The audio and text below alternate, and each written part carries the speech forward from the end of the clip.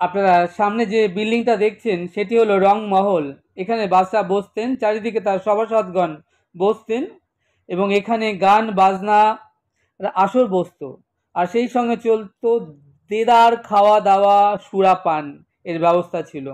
সামনের এই white marble দ্বারা মহলটিকে বলা হতো খাস মহল। নাম শুনেই আপনারা বুঝতে পারছেন এই খাস মহলের অর্থ হলো এখানে খাস লোকেদের জন্যই বানানো হয়েছিল এই মহলটি। এখানে যে বেদির হোয়াইট বেদির উপর ছিল রত্ন সিংহাসন, তারপরেও বাদশাহ বসতেন এবং খাস লোকেরা তাকে ঘিরে বসতো। তাদেরকে নিয়ে বাদশাহ চলতো এখানে গান বাজনা খাওয়া দাওয়া দেদার আড্ডা।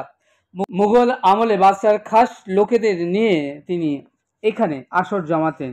এই মহলটি নাম খাস মহল।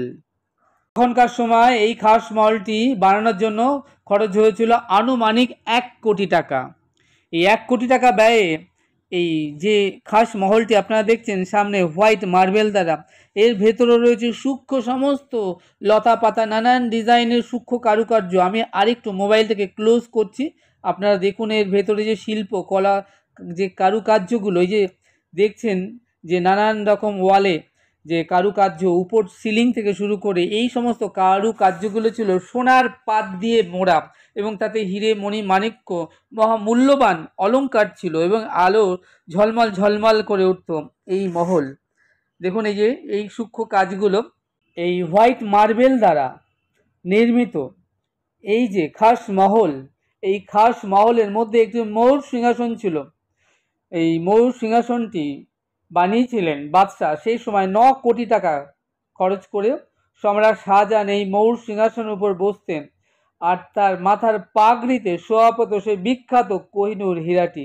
একটু লক্ষ্য করলেই আপনারা দেখতে পাবেন খাস মহলের ওয়াল দেওয়ালগুলো কি অনিন্দ্য সুন্দর, কি অপূর্ব এই শিল্প কলা কারুকার্য। যে শিল্পকলা কারুকার্যগুলো সোনার পাত দিয়ে মোড়া ছিল এবং হিরে জহরাত মহামূল্যবান অলংকারে তারা সেগুলো সুসজ্জিত করে রাখা হতো এবং এই মহল ঝলমল ঝলমল করে উঠত। আর এই যে সামনে যে মহলটি আপনারা দেখছেন, এই যে সামনের হোয়াইট মার্বেল দ্বারা বাঁদিকে যে বিল্ডিংটা দেখছেন উপরে গম্বুজ মতো, এটিকে বলা হয় মতি মসজিদ। এটি বানিয়েছিলেন সম্রাটের পুত্র ঔরঙ্গজেব। এখানে নামাজ পড়া হতো।